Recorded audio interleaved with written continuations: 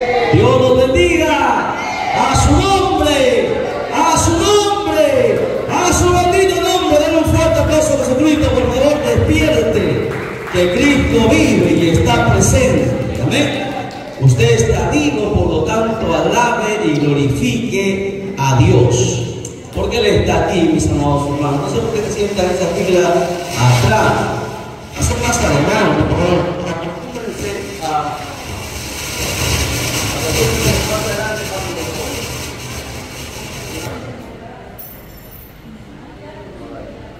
Gloria a Dios. Gloria a Dios. Gloria a Jesús. Bien, acostúmbrense a ponerse primero, adelante, no se sienten atrás. A ver, no voy a empezar hasta que pasen adelante, o si no voy a bajar, voy a darle de la manito y lo voy a pasar hacia adelante. Pasen adelante, por favor. Hay que acostumbrarnos a sentarnos lo más adelante que podamos. Adelante no muerden, hermanos. Adelante está la bendición. Atrás, hermano, el diablo les va a turbar. Bien, vamos el día de hoy dando gracias al Señor en primer lugar por un día más de vida y por estar en su casa. El día de hoy, jueves, día de enseñanza. El día de hoy queremos aperturar una vez más la serie Apocalipsis. Un tema muy controversial, un tema que deberíamos ya conocer. Hace un tiempo atrás nosotros habíamos aperturado esta serie con enseñanzas, con el proyector y todo. De repente más adelante vamos a tomar nuevamente esa serie, pero quisiera ver qué tanto conocemos del libro final de la Biblia, ¿verdad? Porque como las cosas están, hay que, hermanos, estar preparados para todo, porque todo tiene cumplimiento en cualquier momento, en el día menos pensado. Cuando mucha gente se quede en la casa en vez de estar en el culto, ahí de repente será, hermanos, el arrebatamiento. Y el cristiano tiene que estar preparado para saber qué es lo que debe hacer antes del arrebatamiento, durante el arrebatamiento y después del arrebatamiento, que es muy importante, porque muchos cristianos se van a quedar. El hecho de estar en una iglesia no garantiza que usted vaya a ir al cielo en el arrebatamiento.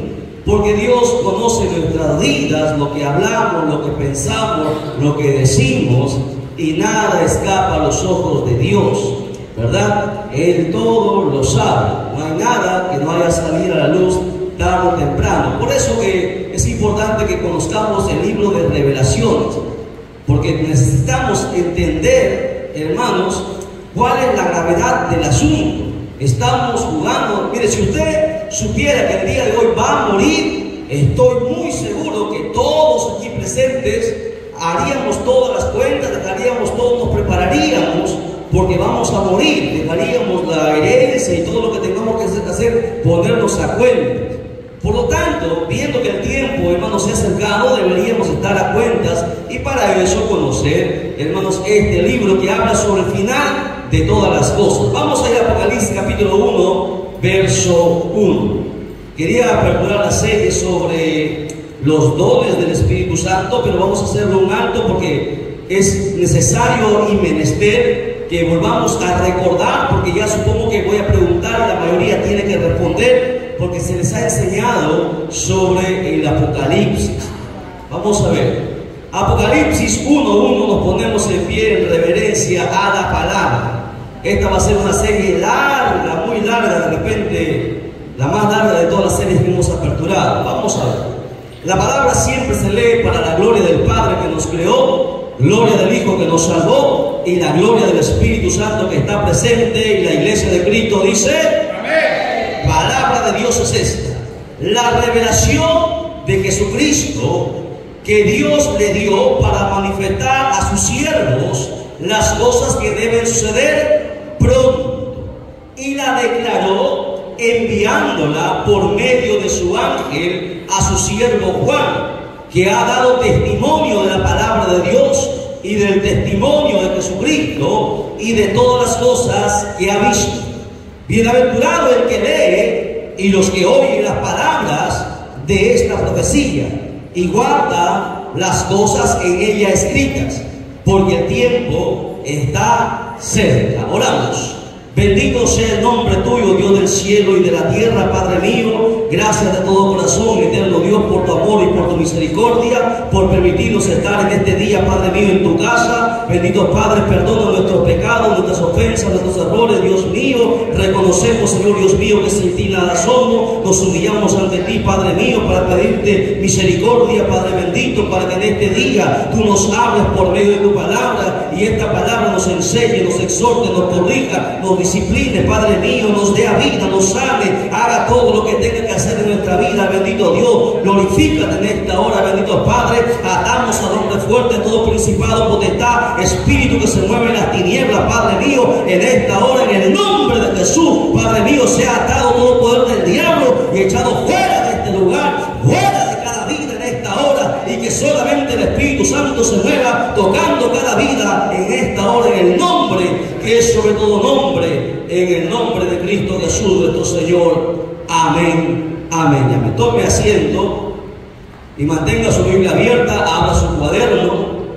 Hace un calor terrible aquí, hermano, supiera, esto es un horno. Pero gloria a Dios, ahí nada más no se preocupe, preste atención. Quiero que usted vamos a meditar sobre este libro. Apocalipsis, ¿qué significa? Revelación, ¿verdad? Algo que estaba oculto, algo que no se sabía, pero Dios la reveló. ¿Ok? ¿A quién reveló el Apocalipsis? Al apóstol Juan. No puede decir Juan porque en la Biblia hay varios Juanes. ¿Cuántos Juanes hay en la Biblia? A ver, díganme. Juan el Bautista, Juan el apóstol. Juan el apóstol es el teólogo. Juan el hermano de Jesús. ¿Quién más?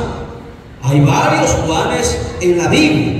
Por eso vamos a hablar sobre el apóstol, el que Dios escogió, el discípulo amado, como se dice en la Biblia. ¿Ok? La pregunta es, para empezar, ¿por qué Dios reveló el Apocalipsis a Juan? ¿Por qué no la reveló a Pablo? ¿Por qué no la reveló a Pedro?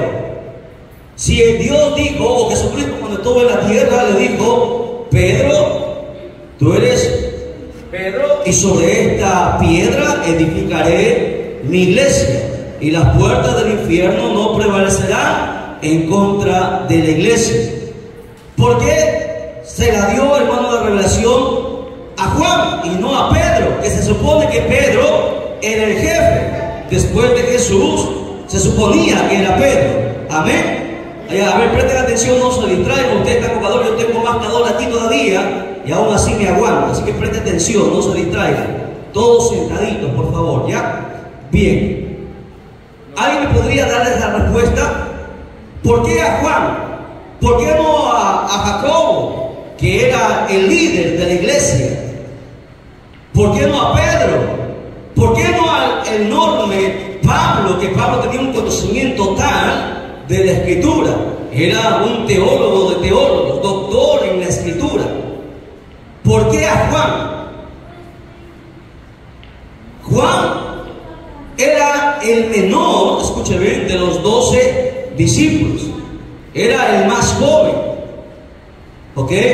Y usted recuerda la cita en cuando Jesús estaba con sus discípulos en los 3 años y medio que él discipuló a la iglesia.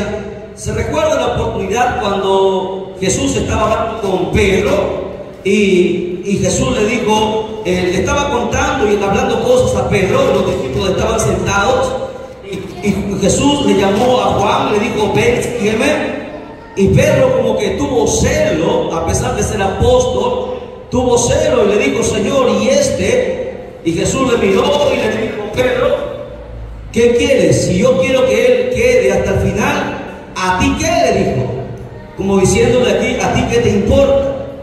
Jesús llama, para empezar, Dios llama a quien Él quiere. Se conoce a Juan como el discípulo amado. ¿Sabe por qué? Porque Juan siempre estaba al lado de Jesús. Usted recuerda la Santa Cena, dice que Juan se recostaba en el pecho de Jesús. ¿Por qué? Porque lo quería como un hijo, como su hermano menor. No, Juan demostraba su amor con Dios. cuando Jesús fue apresado y fue llevado, hermanos, a la cruz, ¿cuál de sus discípulos estuvo con él? Pedro estuvo, Pedro lo negó. Sus hermanos estuvieron, sus hermanos se escondieron. Los discípulos que dijeron que iban a estar con él siempre, lo abandonaron. Pero si usted no sabe, hubo un discípulo que le siguió, y era Juan. Juan estuvo con Jesús en la cruz del Calvario. Nadie de los discípulos estaba. Ninguno de los, escuche, no estuvieron ni los 12, no estuvieron ni los 70, no estuvieron ni los 5,000 a los que les dio de comer. Todos lo abandonaron. Pero Juan no. Juan no le prometió que estaría con Jesús hasta la muerte. No le dijo con su propia boca. Pedro se emocionó, le dijo: Señor, hasta la muerte iré contigo. Y lo negó. Juan no lo dijo, pero él estuvo ahí. Pudieron haber tomado a Juan y matarlo también, pero él se arriesgó. Tal vez no lo hicieron porque era un menor de edad. Y según los teólogos dicen que tenía aproximadamente unos 15 o 16 años. Era el más joven de todos los discípulos. Fue el último también en morir.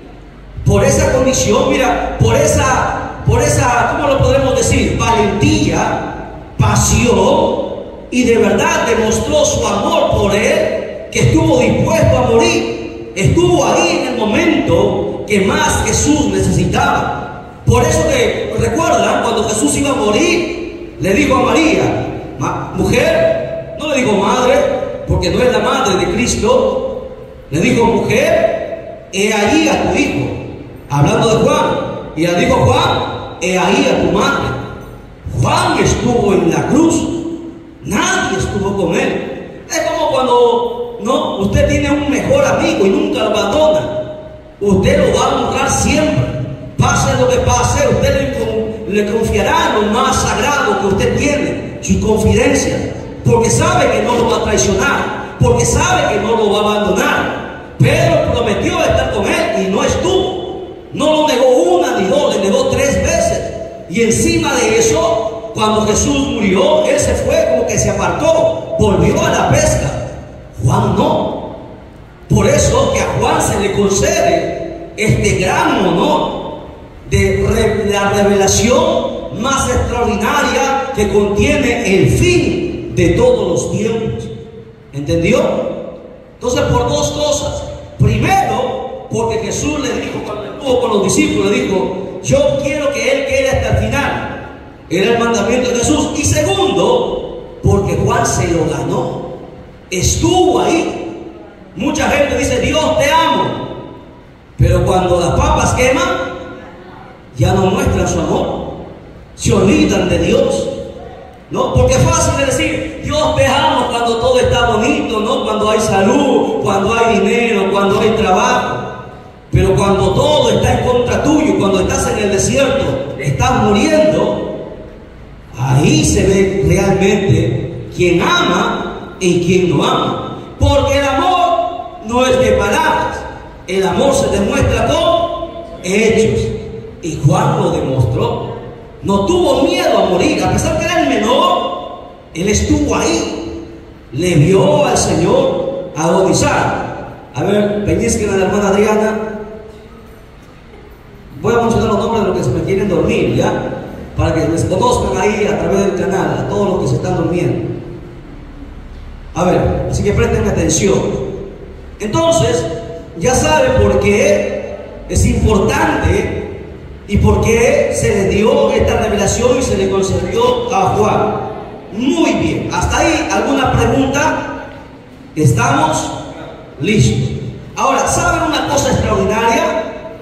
Nunca se encontró el cuerpo de Juan. Jamás se encontró el cuerpo de Juan. Como un dato interesante, todos los apóstoles habían muerto. Hasta el apóstol Pablo había muerto en la cárcel, había muerto cortado la cabeza. Todos habían muerto. Se supone que Juan fue el último de los discípulos en morir en la isla de Patmos. Escribió el Apocalipsis y nunca más se supo de Juan. La gente supone que murió, pero nunca se encontró el cuerpo. Pero si usted se pone a preguntar quiénes serán los que estarán los dos testigos, uno sabemos que es Elías, el otro está en duda. Mucha gente dice que es Moisés, otro dice que es Enoc, pero posiblemente sea Juan. ¿Por qué? Porque a Juan, como vamos a ver en el estudio que vamos a aperturar, a Juan se le dijo: es necesario que profetices todavía sobre muchas naciones. Y es más, Jesús le dijo: yo quiero que él quede hasta el final. Cuando Jesús pronunció estas palabras, todos sus discípulos pensaban que Juan nunca iba a morir, porque Jesús dijo esto. Pero nadie ha meditado en eso, ¿no? Moisés no puede ser. Algunos dicen que sí, otros dicen que no. Enoc no puede ser, porque Enoc se le prometió, a Enoc se le prometió que nunca vería muerte.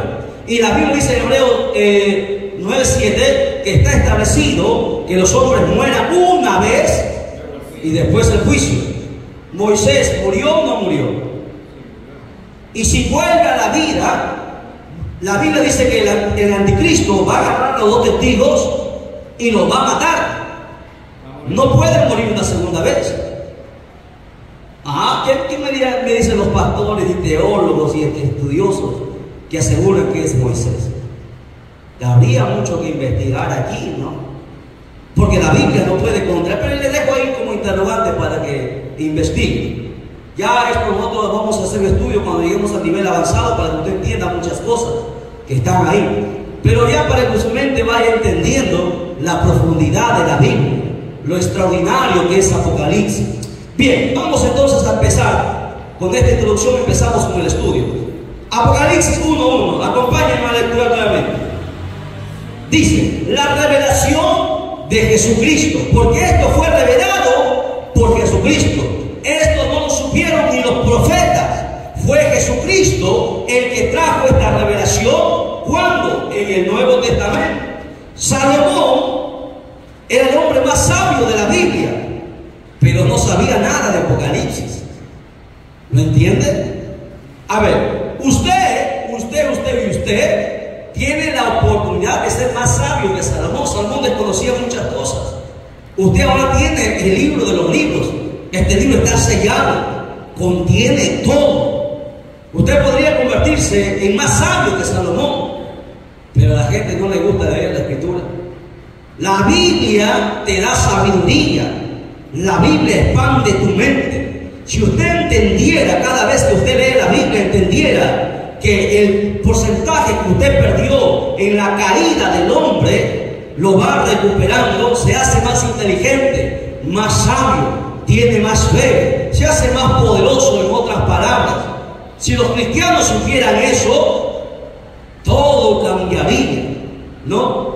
Dejaría, hermano, de tantas cosas de lamentarse porque no tiene dinero, porque Dios suple y bendice de una u otra manera. Si el diablo te cierra una puerta, Dios te abre 10 y se acabó. Pero es de acuerdo a lo que tú vas aprendiendo y aprendiendo y practicando de acuerdo con la Escritura. Entonces dice la Biblia que Apocalipsis es revelación, y esta revelación es de Jesucristo. Jesucristo reveló, ¿qué reveló? Vamos a ver qué es lo que Jesucristo reveló a Juan. Dice: la revelación de Jesucristo que Dios le dio para manifestar a sus siervos las cosas que deben suceder pronto. Estas cosas van a suceder pronto. ¿Qué tan pronto? Muy pronto. ¿Cómo así? Porque mucha gente dice: pero si fue escrito hace 2000 años atrás. Apocalipsis aproximadamente fue escrito en el año 90 después de Cristo. Jesús nació en el año 0, murió en el año 33. Los apóstoles murieron en esos años siguientes, y Juan se supone que murió en el año 90 y tanto, 92, 93, que el libro de Apocalipsis apareció. De ahí para aquí casi son 2000 años que han pasado, y mucha gente dice: pero dice que se dan pronto, y ya pasaron 2000 años. Pero ellos no entienden que 1000 años para el Señor es un día. Ya han pasado 2 días. 2 días nada más han pasado delante del Señor.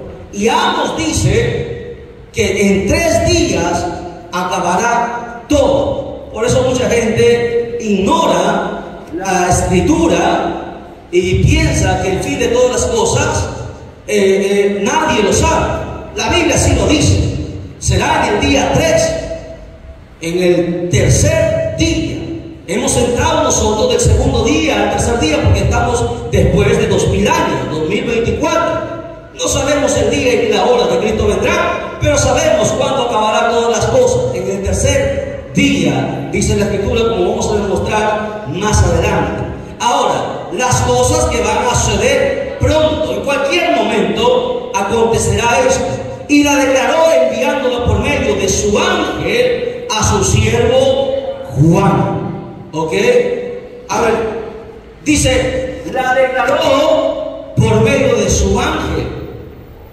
¿Quién le reveló las cosas a Juan? ¿Y por qué dice su ángel? Lea conmigo, lea conmigo. La declaró por medio de su ángel. Así dice, ¿no? ¿O estoy leyendo otra Biblia yo? La declaró enviándola por medio de su ángel a su siervo Juan. ¿Qué ángel fue ese? Porque ahí dice que un ángel le reveló. Yo le pregunto, ¿quién le reveló a Juan? ¿Un ángel o Jesucristo? Fuerte, responda, no tenga miedo. Si se equivoca, aquí va a aprender. ¿Un ángel o Jesucristo? Jesucristo. Entonces la Biblia se equivoca, porque ahí dice que fue un ángel.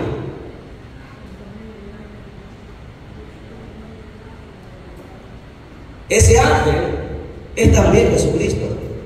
La Biblia no se equivoca. Jesucristo aparece en el Antiguo Testamento como el ángel de Jehová. ¿Ven? Hay cosas que nosotros tenemos que entender. O sea, la Biblia no se contradice. Fue Jesucristo mismo quien la reveló a Juan, pero también hace mostrar que fue su ángel, él mismo. ¿Ok? Recuerde que Jesucristo apareció varias veces en el Antiguo Testamento como un ángel. Por ejemplo, a ver, dígame algunas ocasiones que Jesucristo apareció en el Antiguo Testamento. A ver, ¿quién me lo dice? Apareció varias veces en el Antiguo Testamento. En la creación, no, pero apareció, me estoy refiriendo, en la tierra. En la creación él lo creó. Cuando fue a ver a Abraham, ¿se acuerdan? Dice que 3 ángeles bajaron. 3 bajaron. Uno se quedó hablando con Abraham. Los otros 2 fueron a Sodoma y Gomorra. El ángel de Jehová, ese era Jesucristo. Porque cuando Abraham le vio, ¿qué le dijo? Mi Señor. Se arrodilló, se postró ante él.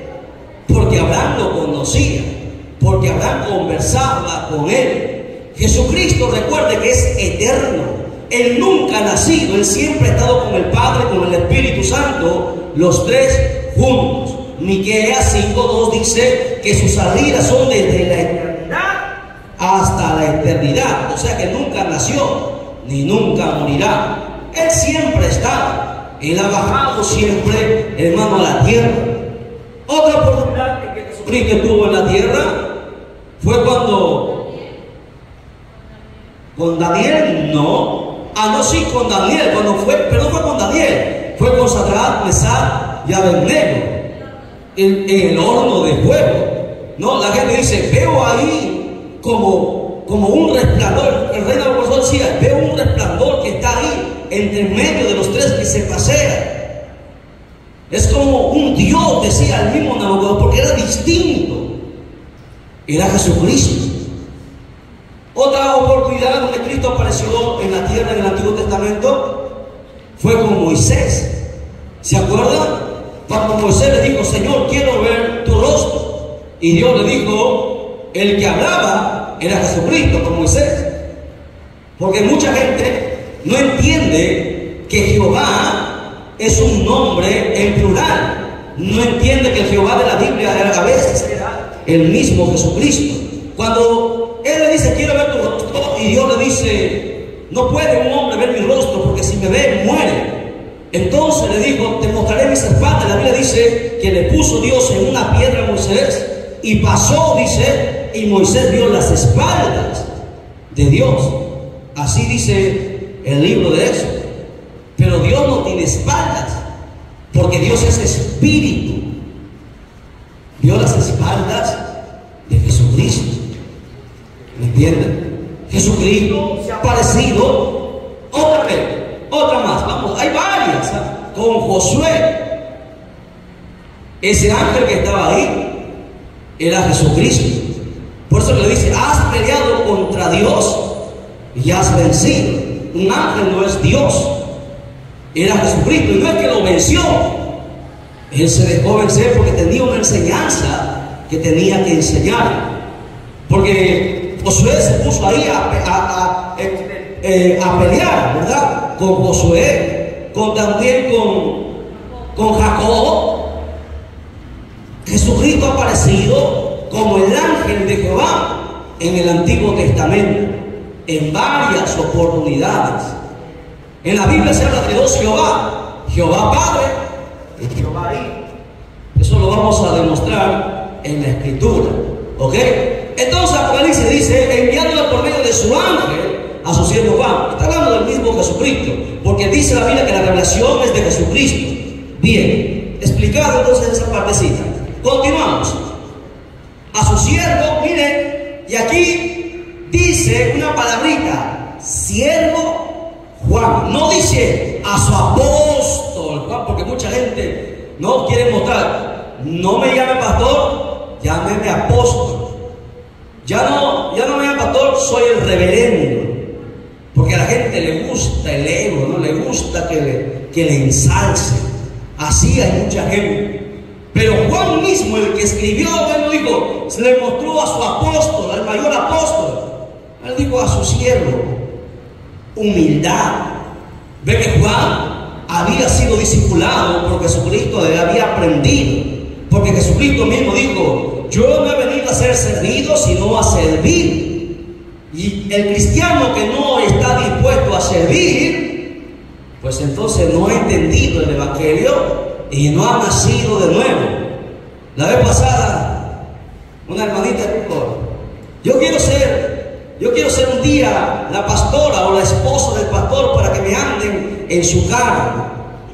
Imagínense, para eso quería ser la esposa del pastor, para que le anden en un carro. Extraordinario, ¿no? Como la gente está loca. La gente no entiende que todos aquí en la Biblia, desde en la iglesia, desde el pastor hasta el más pequeño, todos tenemos que servir. Somos llamados a servir. Y si no servimos, pues entonces es en vano que estemos aquí. Usted se está engañando a usted mismo. Si usted no vive para servir, no sirve para vivir. Su siervo Juan. Todo aquel que ha sido usado por Dios ha servido, ha sido siervo. Así que cuando usted le manden a limpiar, limpie. Porque hay gente que lo mandan a limpiar y se molesta. Imagínense, así estamos.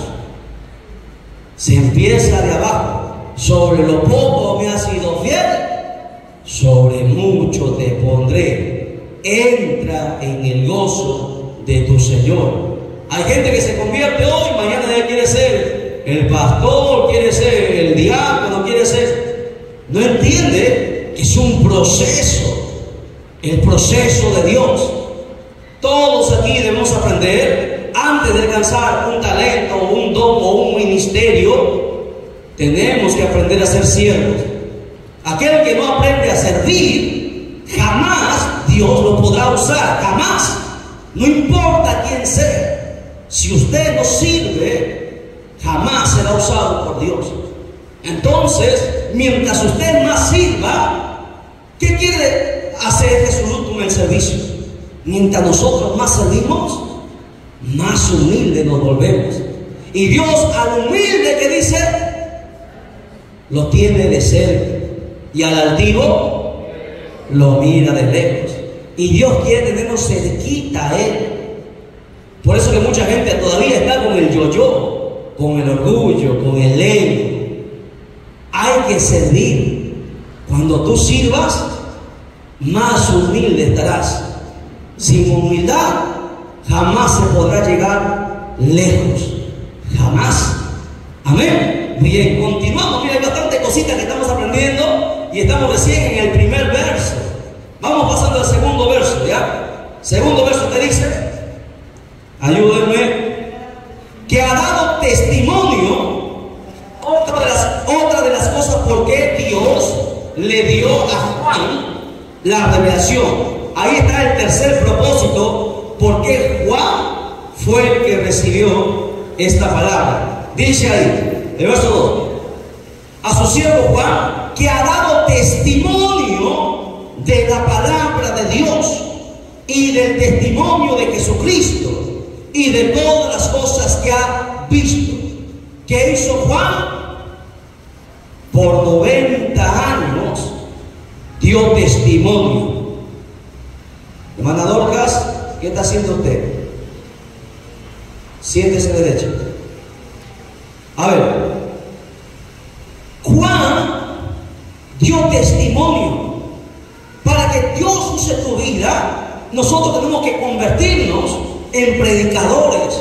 Juan observó todo lo que pasó con Jesucristo y todo lo que él aprendió, lo dijo, lo enseñó, lo predicó hasta el último día de su vida. Jamás negó, hermanos, a Jesús. Usted sabe que cuando Jesucristo murió, la iglesia empezó a ser perseguida. Los persiguieron a todos los apóstoles y los capturaron. A Juan, cuando lo atraparon, para que usted entienda, usted sepa historia cristiana, voy a compartirle algo que no está en la Biblia, pero está en la historia cristiana.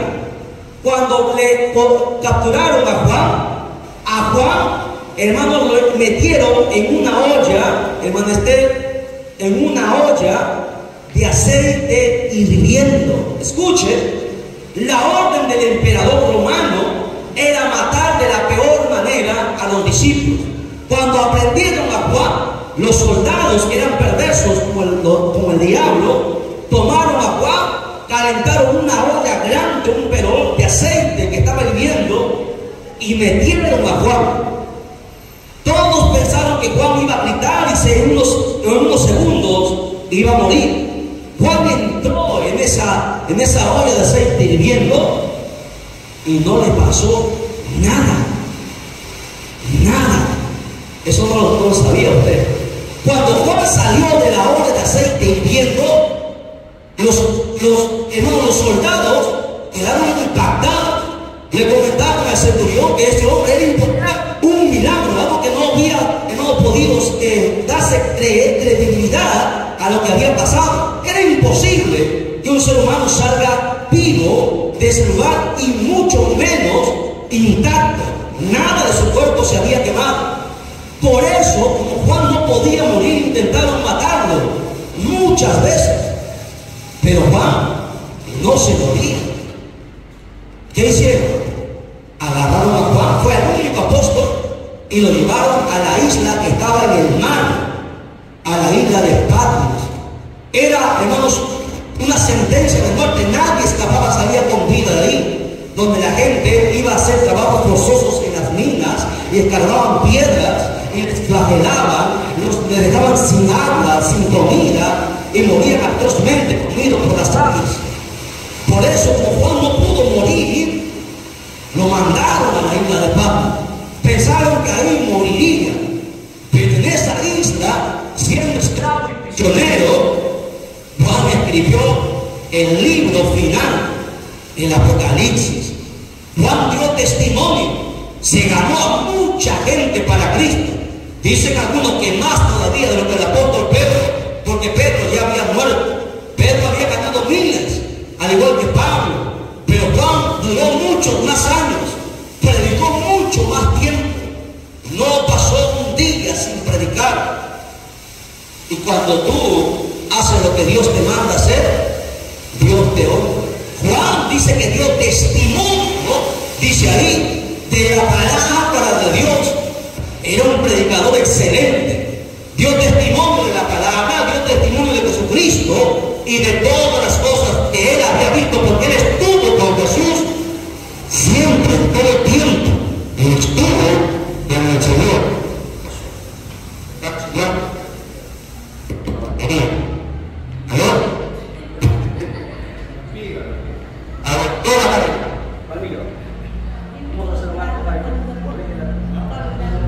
¿Qué pasó con el otro libro? El libro grande, ¿dónde está? El árbol. Yo.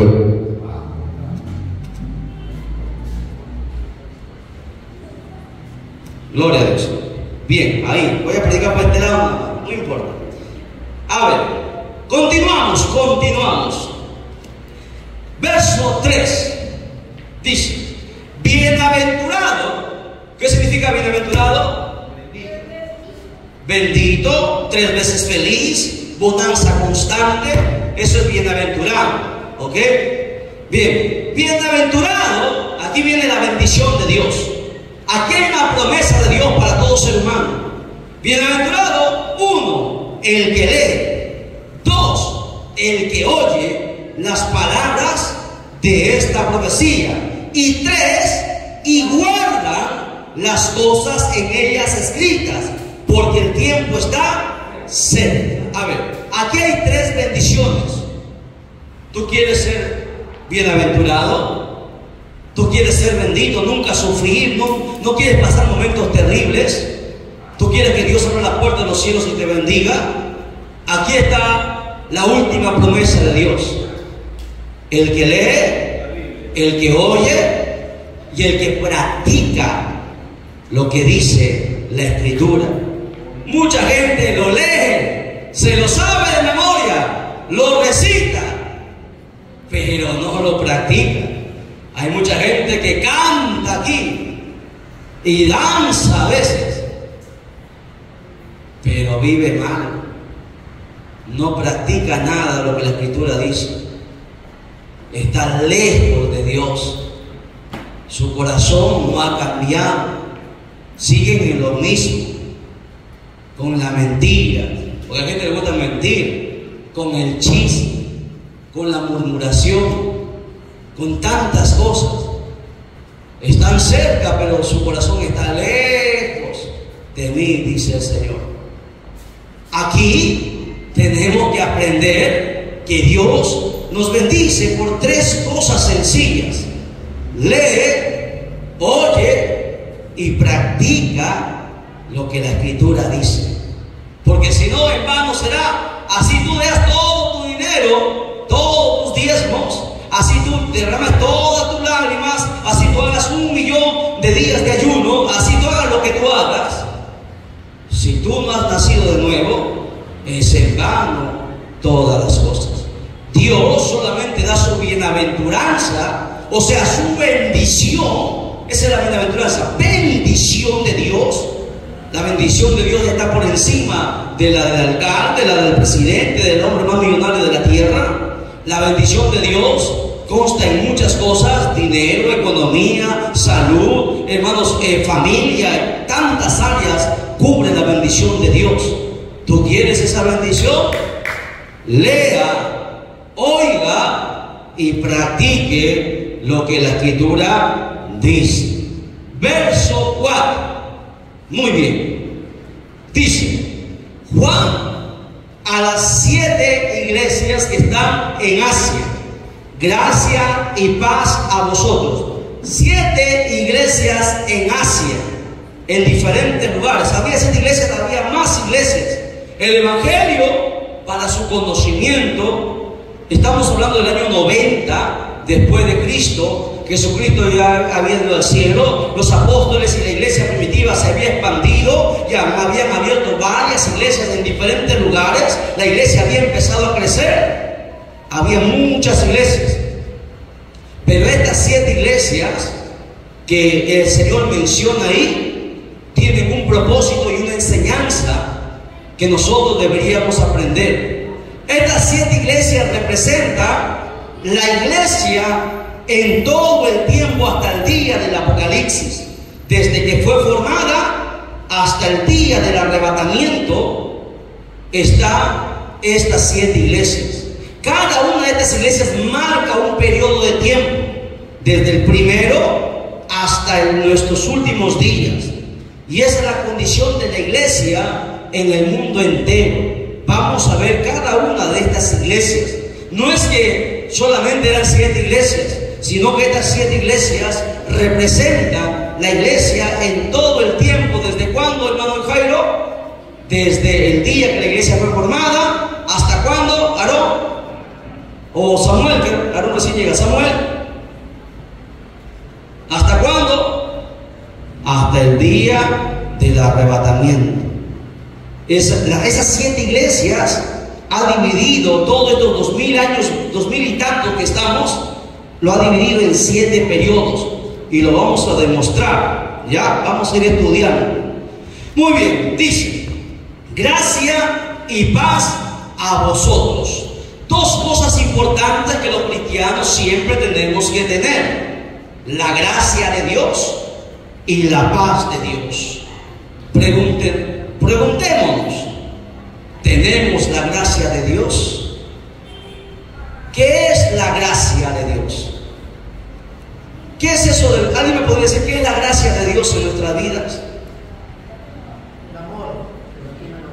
No. ¿Qué es la gracia de Dios en nuestras vidas? Por ejemplo, vamos a poner un ejemplo para que usted lo entienda, lo más sencillito, vamos a predicar lo más sencillo posible. Por ejemplo, nuestro hermano Eber, si la gracia de Dios descendiera sobre Eber, entonces todo lo que él haga le saldría bien. A donde él vaya sería de bendición. Podría bendecir a cualquiera, así como Jacob. A Jacob donde iba le cambiaban el sueldo y todo, pero Dios lo bendecía. ¿Qué es la gracia? Entonces a ver si ya lo entendieron. Por ejemplo, si Eber tuviera gracia, la gracia de Dios en su vida, entonces la gente lo amaría.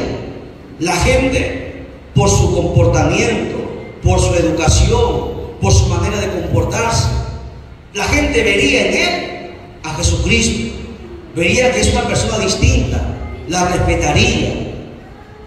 Entonces, ¿qué es la gracia de Dios? Es una bendición de Dios. Ya, pero más que eso, ¿qué es la gracia de Dios en la vida del cristiano? Es una bendición. Por ejemplo, otra cosa más de la gracia, por ejemplo, si alguien quisiera hacerle daño, no podría, porque la gracia de Dios es como un escudo alrededor de él.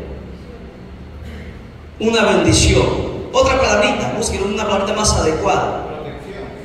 Protección. Ya, vamos sacando. ¿Qué más? Que involucra protección, que involucra respaldo, que involucra, ¿qué dijo usted, hermana? Bendición. Una palabrita que involucre esas cosas, porque la gracia va más allá todavía. Ahí está, muy bien, ya me iba a rendir nuestra hermana Nancy. La gracia es el favor de Dios sobre tu vida. Eso es la gracia de Dios. ¿Cuándo obtenemos gracia? Cuando tú estás continuamente con Dios, cuando tú estás buscando el rostro de Dios, cuando tú estás obedeciendo lo que la Biblia dice y Dios te bendice. Todo lo que tú haces prospera. Por más que el diablo quiera destruirte y cerrarte las puertas, Dios las abre.